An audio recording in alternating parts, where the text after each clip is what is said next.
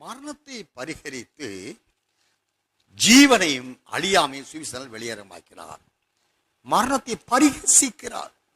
பரிகரித்து என்றால் அதை சித்திரவதை பண்ணி அதை அழித்து ஒழித்து மரணத்தை அவர் பரிகரித்து, இதே வசனத்தை தான் நான் வாசித்தோம். எபிரேயர் 2:14-15 அவர் ஜீவகாலமெல்லாம் மரணத்தில் இருக்கிறவர்களுக்கு அவர் தம்முடைய மரணத்தினாலே அவர் மரண பயத்தை பரிகரித்தார். வாசிங்க தயவு செய்து. ஆதலால் பிள்ளைகள் மாம்சத்தை ரத்தத்தையும் உடையவர்களாய் இருக்க அவரும் அவர்களைப் போல மாம்சத்தை ரத்தத்தையும் உடையவரானார். மரணத்துக்கு அதிகாரியாக பிசாசானவதே தமது மரணத்தினாலே அழிக்கும்படிக்கும் ஜீவ காலமெல்லாம் மரண பயத்தினாலே மரணத்தினால் அழிக்கும்படிக்கு தமது மரணத்தினாலே ஜீவகாலமெல்லாம் மரண பயத்திற்குள் இருக்கிற இந்த பரிசுத்தவான்களை மரணத்தை காட்டி பயமறித்துக் கொண்டிருக்கிறானே சாத்தான், அந்த அவர்களுக்குண்டான மரணத்தை ஆண்டவர் தமது மரணத்தினாலே அழிக்கிறார். அழித்து அவர்கள் மரண பயத்திற்கு மரண பயம் இல்லாதவர்களாக மரணம் இல்லாதவர்களாக அவர்களில் அழிக்கப்பட்டவர்களாக அவர்களை என்னென்னைக்கும் மீட்கும்படியாக அருமை இரட்சகர் அவதரித்தார். அவர் இரட்சகராக அவதரித்தார் என்றால் மரணத்தை அழிக்கவே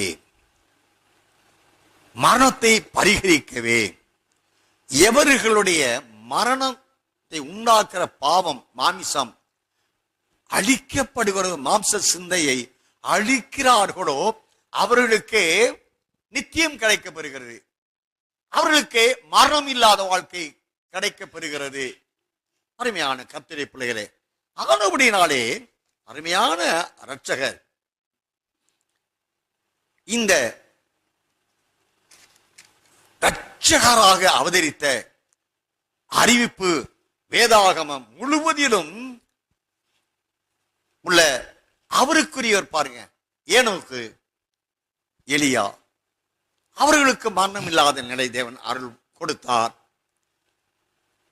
இப்படி ஆதிகாலம் முதற்கொண்டு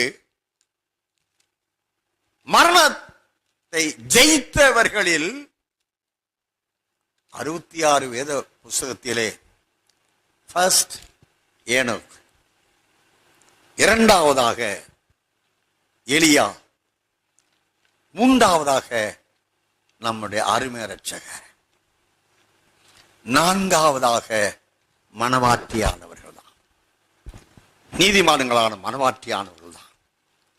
என்றா வேதாகமத்திலே இந்த சத்தியத்தை அறிவிக்கும்படியாக பல இடங்களிலே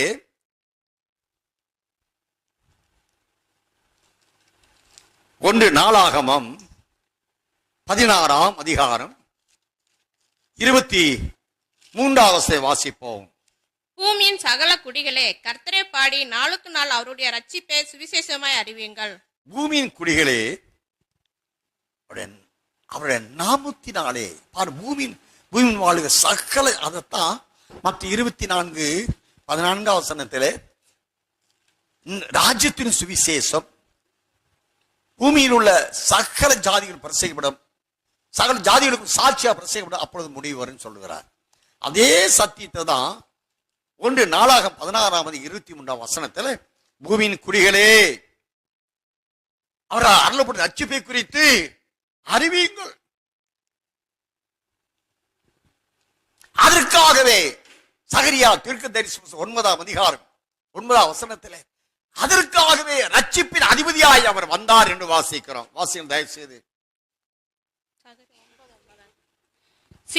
சீயோன் குமாரத்தியே மிகவும் கலிகுறு, எருசலேம் குமாரத்தியே கெம்பீரி, இதோ உன் ராஜா உன்னிடத்தில் வருகிறார். அவர் நீதி உள்ளவரும் ரட்சிக்கிறவரும் தாழ்மை உள்ளவரும் கழுதையின் மேலும் கழுதை குட்டியாகிய மரியின் மேலும் ஏறி வருகிறவருமாய் இருக்கிறார். ஏறி வருகிறவருமாய் இருக்கிறார். ரட்சிக்கிறவர், தாழ்மை உள்ளவர், அவர் ரட்சிக்கிறவராய் வருகிறார். எசையா 60ஆம் அதிகாரம் 3ஆம் வசனத்திலே நம்முடைய மகிமைக்கென்று நாட்டின நீதின் விருட்சங்கள் எண்ணப்படுவார்கள் என்று சொல்லப்படுகிறது. ஏசாயா 63 வாசிங்களேன். சீயோனிலே துயரப்பட்டவர்களை சீர்படுத்தவும், அவர்களுக்கு சாம்பலுக்கு பதிலாக சிங்காரத்தையும், துயரத்துக்கு பதிலாக ஆனந்த தைலத்தையும், ஒடுங்கின ஆவிக்கு பதிலாக துதியின் உடையும் கொடுக்கவும் அவர் என்னை அனுப்பினார். அவர்கள் கர்த்தர் தம்முடைய மகிமைக்கென்று நாட்டின நீதியின் விருட்சங்கள் எனப்படுவார்கள். அவர்கள் எவர்களை தேவன் உலக தோற்றத்திற்கு முன்னான தீர்மானத்தின்படி அழைப்பின்படி அழைக்கப்பட்டு மரண பயத்திலிருந்து அவர்கள் ரட்சிக்கப்பட்டவர்களாய் மரியாமை, அழியாமை, சாவின்மை என்றால் மரிக்காமல் அவர்கள் மறுதூர்மம் அடைவது அப்போஸ்தலன் பவுல் சொல்கிறாரே 1:15 வசனத்திலே நாம் நித்திரை அடைவது இல்லை. அதில் கடைசி காலம் துணிக்கும் நாம் எல்லாரும் ஒரு நிமிஷத்தில் ஒரு இமைப்படுதலே மறுரூபப்படுவோம். அருமையான கர்த்தர் ஆனபடியினாலே மரிக்காத ஒரு கூட்டத்திற்கு ஆத்தும ரட்சிப்பை அருளும்படி அருமரட்சகர் அந்த அவதரித்தான சகரியா 9:9 நான் வாசிக்கிறான். எசையா 62 11-12 வாசிங்களேன். நீங்கள் சீயோன் குமாரத்தியை நோக்கி, இதோ உன் ரட்சிப்பு வருகிறது, இதோ அவர் அருளும் பலன் அவரோடும், அவர் செய்யும் பிரதிபலன் அவர் முன்பாகவும் வருகிறது என்று சொல்லுங்கள் என்று கர்த்தர் பூமியின் கடையாந்தரம் வரைக்கும் கூறுகிறார். அவர்களை பரிசுத்த ஜனம் என்றும் கர்த்தரால் மீட்கப்பட்டவர்கள் என்றும் சொல்லுவார்கள். அவர்கள் பரிசுத்த ஜனம் என்றும், பரிசுத்த ஆவியால் அவதரித்த இயேசு பரிசுத்தமான குழந்தை, பரிசுத்தம் உள்ளது. ஆயினால் தேவகுமாரன் எனப்படுது. எசையா சொல்லுகிறார் 62:12 அவள் பரிசுத்தம் உள்ளவர்கள், தேவனால் தெரிந்து கொள்ளப்பட்டவர்கள். இன்னும் ஒருபடி மேல போய் எசையா 62:2-3 வாசிங்களேன். ஜாதிகள் உன் நீதியையும் சகல ராஜாக்களும் உன் மகிமையும் காண்பார்கள். கர்த்தருடைய வாய் சொல்லும் புது நாமத்தால் நீ அழைக்கப்படுவாய். நீ கர்த்தருடைய கையில் அலங்காரமான கிரீடமும் உன் தேவனுடைய கரத்தில் ராஜ முடியுமாய் இருப்பாய். கர்த்தருடைய கையில் அலங்காரமான முடி, ராஜமுடியாய் இருப்பாய். அருமையான கர்த்தருடைய பிள்ளைகளே, அருமைய இரட்சகர் அவதரித்தார் என்றால் அவர் அன்று இயேசு பாலகனாக பிறந்தார் என்றால், அவர் இரட்சகராக அவர் பிறந்தார் என்றால், சிறையில் ஜனங்கள் எல்லாரும் ஓசனா அவர் சொல்லுகிறது. உன்னதத்தில் இருக்கிற மத்தேயு 21 யோவான் 12 13 நான் வாசிக்கிறோம் என்றால், ஓசனா கர்த்தருடைய நாமத்தினால் வருகிறவர் சோத்திரிக்கப்பட்டவர். பாருங்களேன், மத்தேயு 21 வாசிங்களேன்.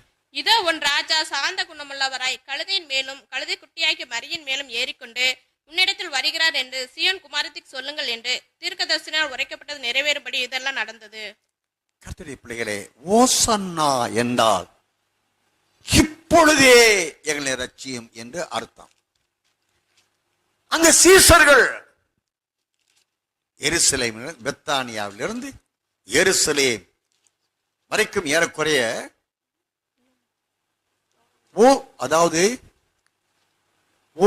பழைய அளவின்படி இப்பொழுது ஒரு அரை கிலோமீட்டர் தூரத்திற்கு அதிகமான தூரம். இவ்வளவு தூரம் அவருக்கு முன் நடப்பார், பின் நடப்பார். மரக்கிளைகளை வெட்டி அவர் வரும் பாதையிலே போட்டு தன் வஸ்திரங்களை எடுத்து அது மேல் விரித்து ஓசனா கர்த்தர் நாமத்தினால் வருகிறவர் சோதரிக்கப்பட்ட எங்கள் ராஜா. ஏன் அப்படின்னா ஓசன்னா அவர் யார்? ரட்சிக்கிறவர், இப்பொழுதே ரட்சிக்கிறவர்.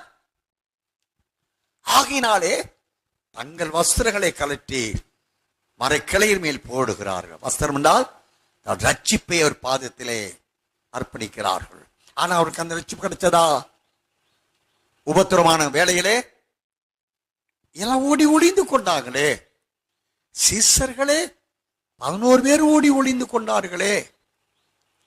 அருமையான கர்த்தருடைய பிள்ளைகளே, நாம் ஒவ்வொருவருக்கும் ஓசன்னா என்று அந்த ஆர்ப்பரித்தார்கள் என்றால் உண்மையாகவே ஓசன்னா என்பது எங்களை ரட்சியம் என்று சொல்லுகிற அந்த வேண்டுதலுக்குரியவர்கள், ஆர்ப்பரிக்கிறவர்கள் அவர்கள்தான் அல்லேலூயா என்று ஆரவாரம் செய்கிறவர்கள். வேதத்திலே வெளிப்படுத்தின விசேஷம் 19ஆம் அதிகாரத்திலே நான் வாசிக்கிறோம். அவர்கள் ஆரவாரம் செய்கிறார்கள். அவர்கள்தான் என்னை ரட்சியும் என்று ஆரவாரம் பண்ணி தன் வஸ்திரங்களை விரித்தார்கள் அல்லவா. அவர்கள் மரித்து போனார்கள். ஆனா உண்மையிலேயே யாருக்கு ரட்சிப்பின் அதிபதியாக வந்து ரட்சிப்பை கொடுத்தார், ஆத்ம ரட்சிப்பை கொடுத்தார் என்றால் உலக தோற்றத்திற்கு முன்பாகவே தேவ தீர்மானத்துக்கு உட்பட்டவர்கள். உலக தோற்றத்திற்கு முன்பாக அவருடைய அழைப்பினால் அழைக்கப்பட்டவர்கள். தம்முடைய குமாரனுடைய சாயல், ரூபம், மகிமை இது யாருக்கு வாக்களிக்கப்பட்டது? எபேசியர் 4:24 வாசிக்கிறோம். கொலோசியர் 3:10 வாசிக்கிறோம். 2 கொரிந்தியர் 4ஆம் அதிகாரம் 3ஆம் வசனத்திலும் வாசிக்கிறோம். 2 தெசலோனிக்கர் 2ஆம் அதிகாரம் 14ஆம் வசனம் வாசிக்கிறோம். 1 தீமோத்தேயு 1ஆம் அதிகாரம் 11ஆம் வசனம் வாசிக்கிறபடி பல வசனங்கள்ல ஒரு வசனத்தை வாசிங்க. கொலோசியர் 3:10 வாசிங்க. இந்த வசனம் தாசி குறித்து வைத்துக் கொள்ளுங்க. நீங்க சுவிசேஷத்தை ராஜ்ய சுவிசேஷத்தை அறிவிக்க போகும்போது இந்த வசனம் எல்லாம் அந்த ராஜ்யத்தின் சுவிசேஷத்திற்கு உட்பட்டவர்கள் அணிந்து கொள்ள போற ரட்சிப்பின் நிலை என்ன, முடிவான மேன்மையான மகிமின் மறுபத்தை அடைந்து கொள்வதற்குரிய அதுக்கு தகுதியா அவர்கள் ஆயத்தப்படுத்த ரட்சிப்பு எது என்பதற்கு இதெல்லாம் ஆதாரம். வாசி கொலோசியர் 3:10. தன்னை சிருஷ்டித்தவருடைய சாயலுக்கு ஒப்பாய் பூரண அறிவடையும்படி புதிதாக்கப்பட்ட புதிய மனுஷரை தரித்துக் கொண்டிருக்கிறீர்களே. பூரண அறிவு. பூரண அறிவு. பூரண அறிவுன்னு என்னங்க? எபேசியர் 4:11 படி கிறிஸ்து அவரை பற்றி அறியும் அறிவில் நம்பிக்கை விசுவாசத்திலும் கிறிஸ்து இயேசுவின் நிறைவான வளர்ச்சி. நிறைவான வளர்ச்சி அப்படின்னா ஏசப்பாவுக்கும் இந்த ரட்சிக்கப்பட்ட முடிவான ரட்சிப்புக்குரிய மனவாட்டிக்கும் பரிசுத்தத்திலும் மகிமையிலும் மறுஉருவத்திலும் அவரை வெளிப்படும் போது அவர் இருக்கிற வண்ணமாக அவரை தரிசிப்பாங்க இல்லையா. ஈக்குவல், அவராக அல்ல, ஆனா ஈக்குவல். அவர் எந்த பிதாவின் மகிமையில் வருகிறார் மனவனாக, மனவாட்டி அதே மகிமையில் அவரை எதிர்பார்க்கிறாள். 2 கொரிந்தியர் 3:18 படி ஆவியாயிருக்கிற கர்த்தரால் அந்த சாயலாகத்தாமே நாம் மகிமையின் மேல் மறுபடுகிறோம். பரிசுத்த ஆவியானவர் எடுத்துக்கொண்டாலும் ஆவியானவர் எப்படி பரிசுத்தமாயிருக்கிறாரோ, ஆவியானவர் இங்கே இருப்பார், எங்கும் இருப்பார். அவருடைய ஆவியினால் பூர்ணராக்கப்பட்டவர்கள் அந்த பரிசுத்த ஆவியானவருடைய இசைவினைப்பான மாளிகையாக தங்களை அவர் வளர்க்க ஒப்புவித்துக் கொண்டவர்கள் ஆவியானவர் எப்படி இருக்கிறாரோ அதை போலவே இவர்கள் இருப்பார்கள். பாருங்க, ஆவியானவர் பிலிப்புவை வனாந்தர மார்க்கமாய் போய் தென்தேச ராஜஸ்ரீ கந்தாகே பொக்கிஷதாருக்கு ஞானஸ்தானம் கொடுத்து பின்பு ஆவியான பிலிப்பை தூக்கி கொண்டு போய் விட்டார். ஆவியானவே தூக்கிட்டு போறார். எசேக்கியேல் தீர்க்கன எசேக்கியேல் 11ஆம் அதிகாரம் 1ஆம் வசனம் வாசித்தா எசேக்கியேல் தீர்க்கதரிசியை ஆவியான் தூக்கிட்டு போய் எருசலேமின் கிழக்கு வாசலில் போய் விடுகிறார்.